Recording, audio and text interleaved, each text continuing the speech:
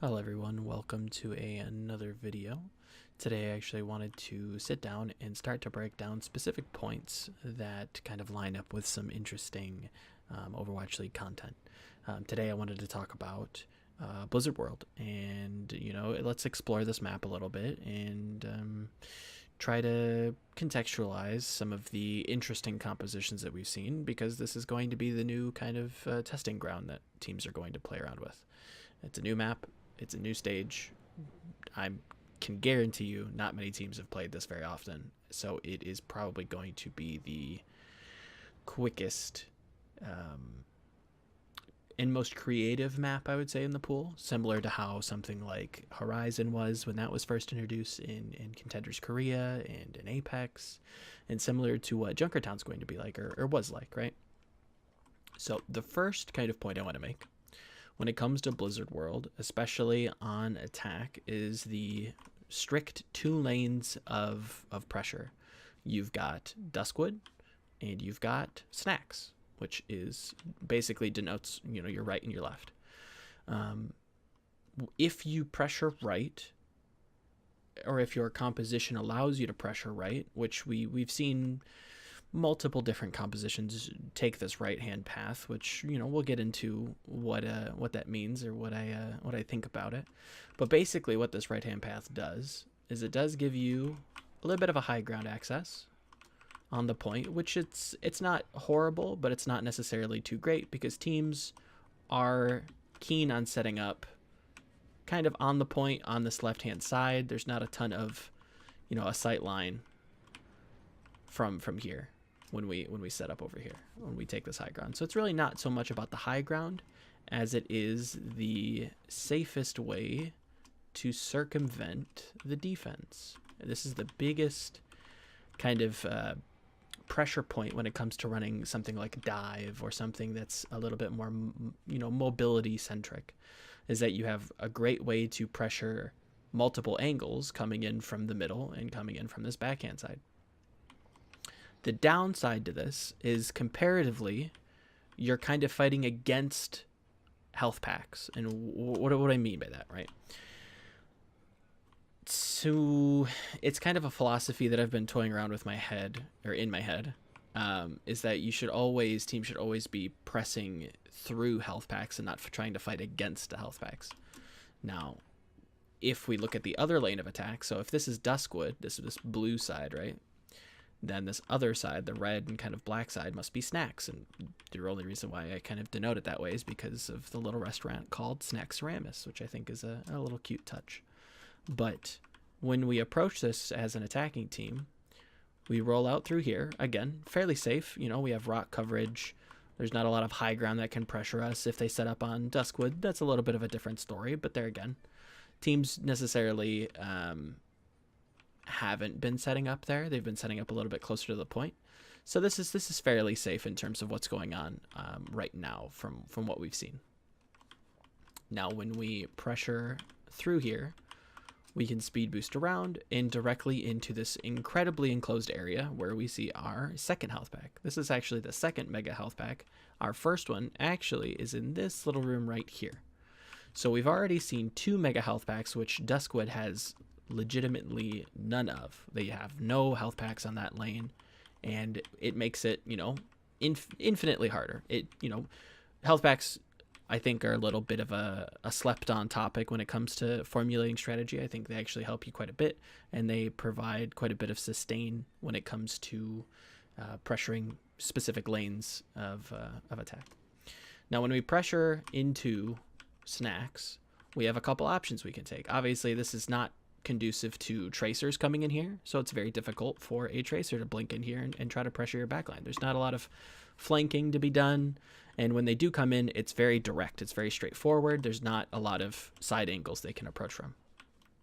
Now, again, we also have multiple different ways we can approach this. We can take this high ground, which is, albeit not amazing, but it's better than nothing. You can set up a soldier here. You could set up a Junkrat here. In my mind, I actually think that this point is very conducive to tanks because of how choky the map is overall. There's very defined lanes of attack. There's very, everything is very kind of blocky, and it's very kind of it's very direct. There's not a lot of flanking to be done, and if there is, it's mostly on defense. Specifically, being able to wrap around people and being able to set up defenses that are a little bit more flank heavy, which we'll see when we jump into some of the VODs. But when we pressure through snacks, we have plenty of health packs to choose from. Again, we've seen 2 so far. There's a mega actually before this one. There's a mini here. And if we actually make it around through Harbor, there's actually a mini over here as well. So you can, if you kind of look at the health packs as a trail of breadcrumbs, you can see that maybe it was an intentional, maybe it was actually on purpose that the game designers actually pushed you maybe towards this way. So if you follow the health packs, you have a direct angle to the point. You can blitz straight onto the point. There's not a lot of high ground that can pressure you, especially with what we've seen with how teams want to set up towards this left-hand side, and they'll be very reactionary on setting up on the point. Nobody's really abusing this high ground as of right now because it is kind of difficult to when we look at how Duskwood is set up, because it is probably the safest way to circumvent any kind of defense.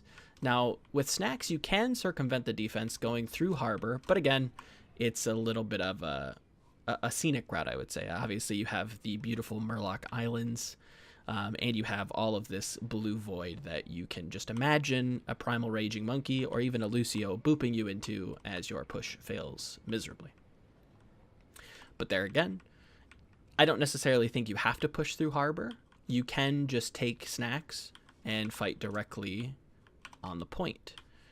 That being said, when we look at some of the way that the meta is progressing right now, we're seeing a lot of Sombra. We're seeing a ton of just Sombra play, and it's very hard for teams to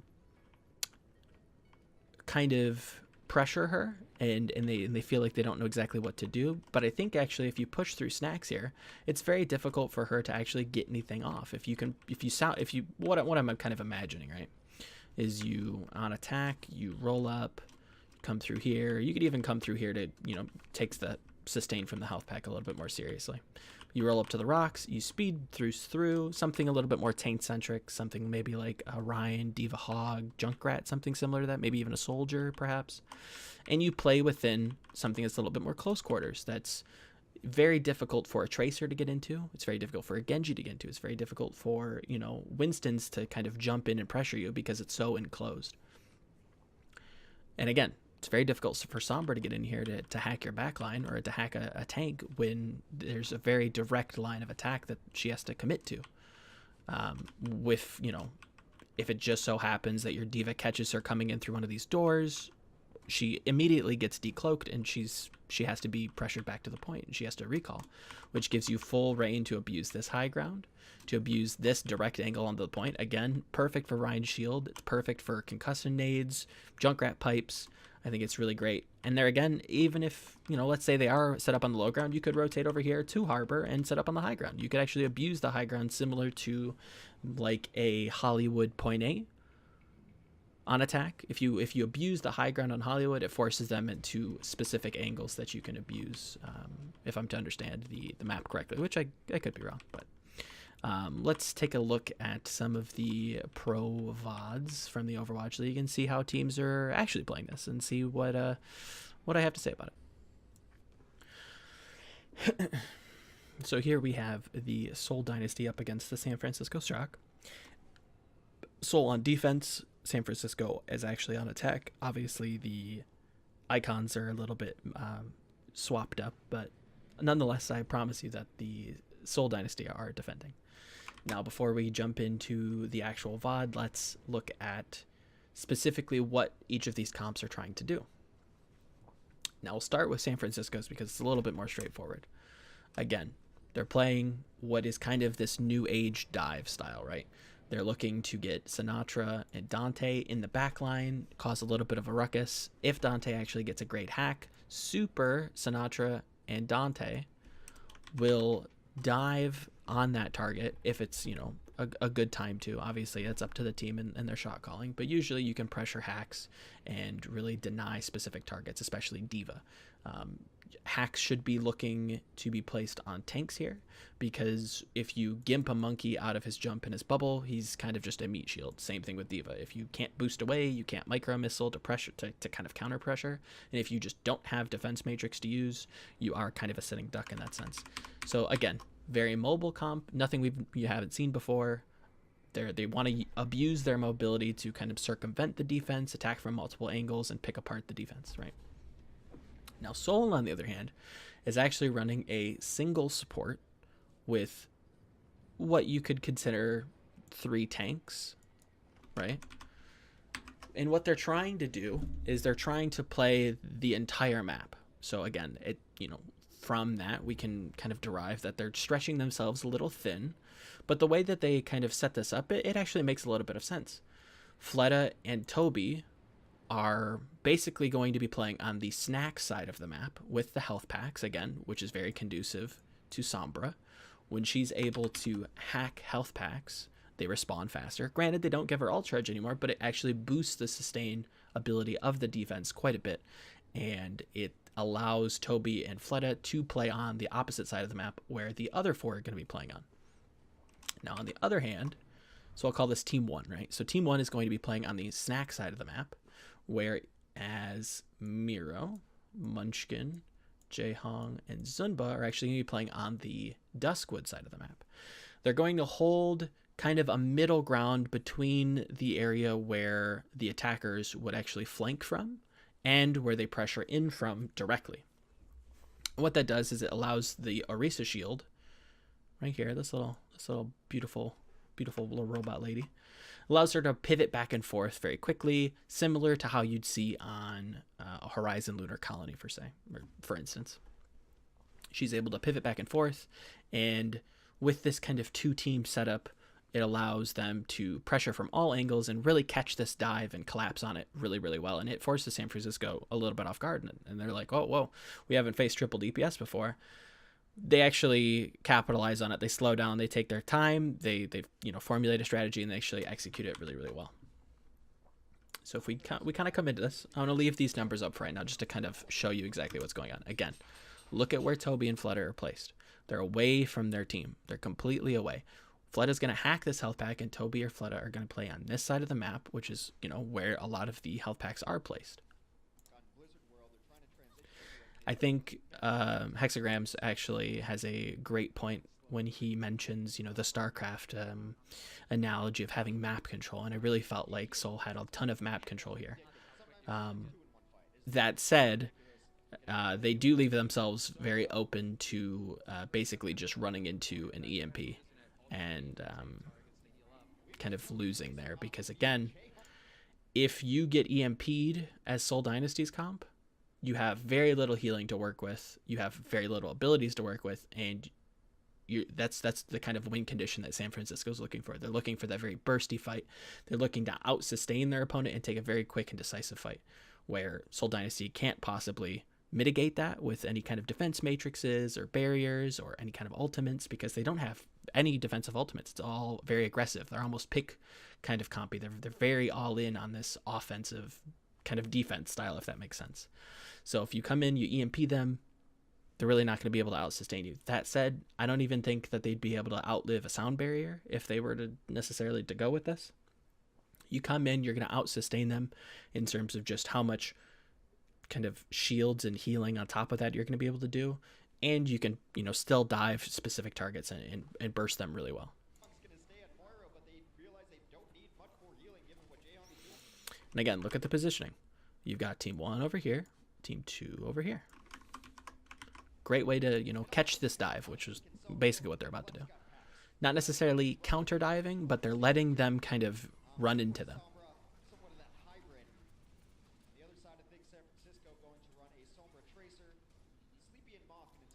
Because once San Francisco comes through this way and attacks this way, all Team 2 has to do over here, they just cut over and they pinch them right there. I think it's overall actually a really smart strategy, and again, it throws San Francisco off guard because it is a little kind of wonky. It's like we haven't played against a style like this pretty much ever. I don't think anybody has actually played a catch dive, if that makes sense, on defense. Again, beautiful use of the circumvention on Duskwood side. They're immediately behind them, and it, you know, Miro's actually slow to the pivot. Leaves them wide open, but they can now, from Seoul Dynasty's angle, once they commit to this back angle on this back flank, they could actually just push forward and take their back line, which they have done.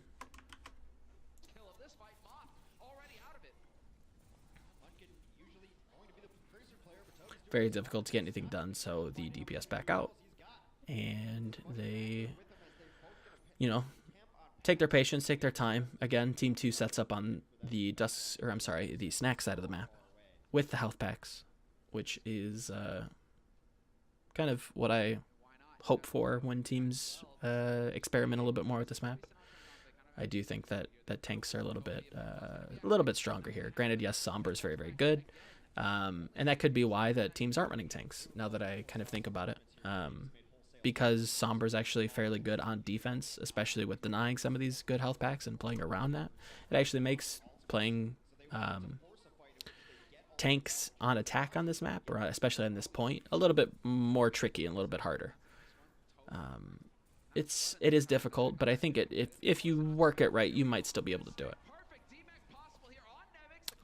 Again, now San Francisco's trying to probe the snack side, and again, great pivot from Miro. What I do like about San Francisco, let me get these numbers out of here.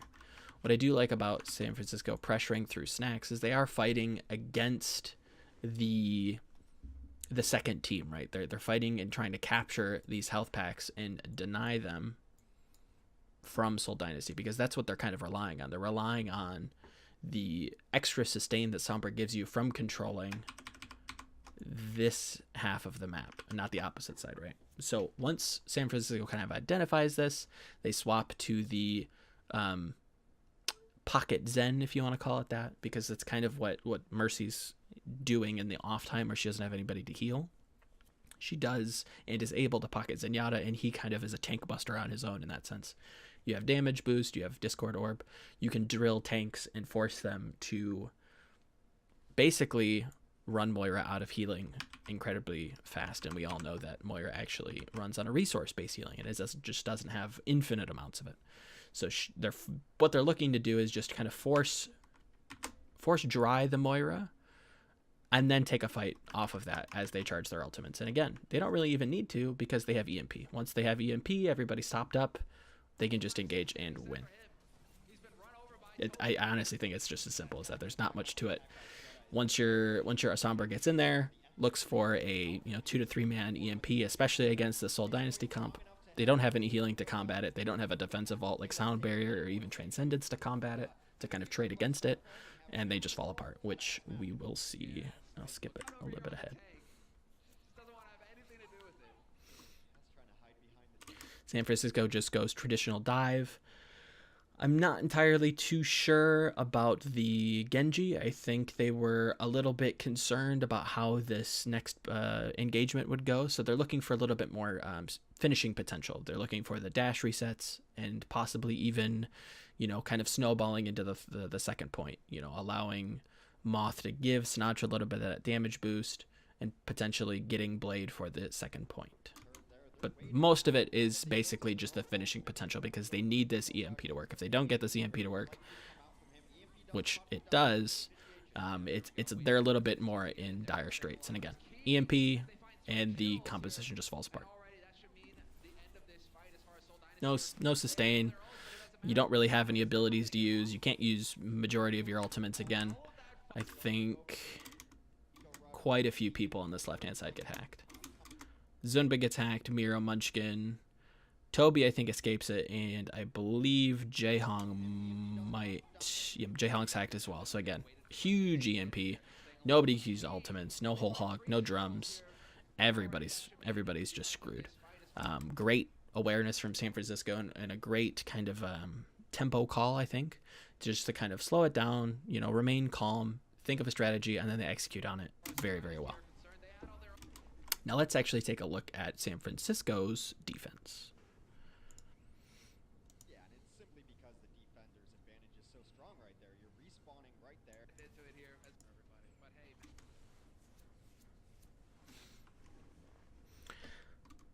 Now with San Francisco here, they're running what they basically ran on attack. Very similar with a tank busty line in the back.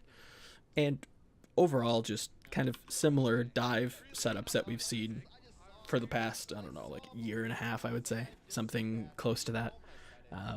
Dive has been a very solid staple. But what's interesting is what Seoul wants to do here. They're running triple tank with Sombra, which is a little bit low on the damage, but overall you're kind of allowing Munchkin to kind of succeed, because that's kind of the thesis that Sombra does right now. She doesn't really carry by herself. She actually allows people and gives them tools to carry. She doesn't do enough damage, in my eyes, to be considered a carry. She does do quite a bit of damage, and it's a good amount of damage, with her rework and her kind of tightening up on her spread. But overall, she allows other people to carry a little bit harder. So in a sense, she is still a support, but in a different sense. It's not necessarily that I'm healing you through, I'm not supporting you through healing. I'm actually supporting you through disables, if that makes sense. Any kind of CC that you've played in other games, something similar to maybe a Braum, right? Like in League of Legends, you have Braum, or maybe even a Nautilus, maybe a Leona, right? She doesn't necessarily support her bot lane partner directly, but what she does is she forces the enemy to play a certain way. She controls them. She kind of forces them to answer questions, and if they don't have the answers to the questions, they get stunned, right? Shitty analogy, I know, but I digress. Now what Seoul's trying to do here is they're trying to play on this Duskwood side, and they're actually using the beautiful circumvention that Duskwood gives you to their advantage. So they're going to basically take their tank composition and move it onto the point, which forces San Francisco to act, because now they're starting to get cap time, which you can see here. They're almost at one tick, and San Francisco has to, push the tempo. They have to. The ball is in their court to attack into this composition, which is tanks. They don't want to attack into that because they have to find a hack, and if they don't find a hack, their composition kind of falls to the wayside. There again, I think the drafting overall was actually incredibly smart, because they don't necessarily fall to the wayside if they don't get a hack, because they can play off the Zenyatta Mercy backline, abusing Discord, abusing damage boost on especially the Zenyatta, which busts tanks really well. And what do you know? Soul's got 3 of them. So, props to Harsha and the crew. I think they did a good job of scouting the map in particular. But there again, it's forced tempo on San Francisco. It's a little bit difficult. Seoul has very quick ultimates to charge. Obviously, if San Francisco or any other team decides to run something a little bit slower, like an Orisa, like we saw Seoul do on defense, you have a Reinhardt. If he gets to swing, he can charge Earthshatter in a matter of seconds. I think some of the fastest I've seen is like 12 to 15 seconds off like the beginning of a fight, which is incredibly fast, and it catches people off guard, which is similar to what Jaehong does here when he gets Coalescence. Coalescence is kind of a low value ultimate, but again, if you charge it quick enough, it's really, really good to swing a quick fight in your favor, which I think they do really well. What I'm not entirely too sure on is why they run Fleta. When I see Sombra right now, I think it's kind of pigeonholed in certain compositions, and I think this one kind of leads me to believe that this was kind of pigeonholed. Again, you don't have many health packs to hack. You're pushing through a side of the map that you're really not, there's really not any health pack to kind of play around. Again, there's mostly minis on this side. There's not a huge mega to play around with. The only mega that is available is off to this hand corner over here, this left-hand side.